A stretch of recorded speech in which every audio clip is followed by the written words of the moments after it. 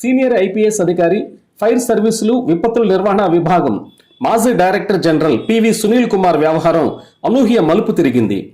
ముఖ్యమంత్రి చంద్రబాబు నాయుడు, ఉప ముఖ్యమంత్రి పవన్ కళ్యాణ్ సారథ్యంలో రాష్ట్రంలో అధికారం ఉన్న తెలుగుదేశం, జనసేన, భారతీయ జనతా పార్టీ సంకీర్ణ కూటమి ప్రభుత్వం ఆయనను సస్పెండ్ చేసింది. గతంలో ఆయనపై గుంటూరు నగరపాలెం పోలీస్ స్టేషన్లో కేసు నమోదైన విషయం తెలిసిందే. డిప్యూటీ స్పీకర్ రఘురామకృష్ణరాజు ఇచ్చిన ఫిర్యాదు మేరకు పోలీసులు ఈ కేసు నమోదు చేశారు. భారతీయ న్యాయ సంహితలోని పలు సెక్షన్ల కింద కేసు పెట్టారు. వాటిపై దర్యాప్తు కొనసాగుతుంది. కూటమి ప్రభుత్వం అధికారంలోకి వచ్చిన తొలి నాళ్లలోనే సునీల్ కుమార్ పై బదిలీ వేటు పడిన విషయం తెలిసిందే. ఆయనకు పోస్టింగు లభించలేదు. ప్రస్తుతం ఆయన వెయిటింగ్ లో ఉన్నారు. ఇప్పుడు తాజాగా ఆయనను సస్పెండ్ చేసింది చంద్రబాబు, పవన్ కళ్యాణ్ సర్కార్. ఈ మేరకు ఉత్తర్వులు కూడా జారీ అయినట్లు తెలుస్తుంది. వైఎస్ జగన్ ప్రభుత్వ హయాంలో కొంతకాలం పాటు PV Sunil Kumar CID director general గా పనిచేసిన విషయం తెలిసిందే.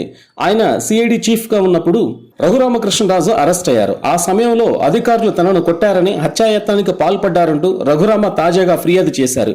ఇదే కేసులో వైఎస్ఆర్సీపీ చీఫ్ వైఎస్ జగన్ పేరు సైతం చేర్చారు.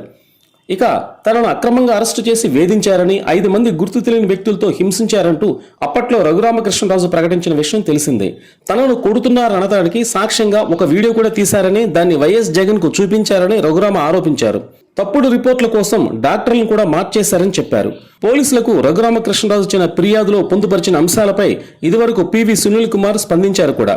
ఈ కేసు అప్పట్లో సుప్రీంకోర్టులో 3 సంవత్సరాల పాటు నడిచినట్లు గుర్తు చేశారు. సాక్షాత్తు దేశ అత్యున్నత న్యాయస్థానమే దీన్ని తిరస్కరించిందని, అలాంటి కేసులో కొత్తగా ఎఫ్ఐఆర్ నమోదు చేయడాన్ని ఏమనాలో తనకు తెలియట్లేదని వ్యాఖ్యానించారు.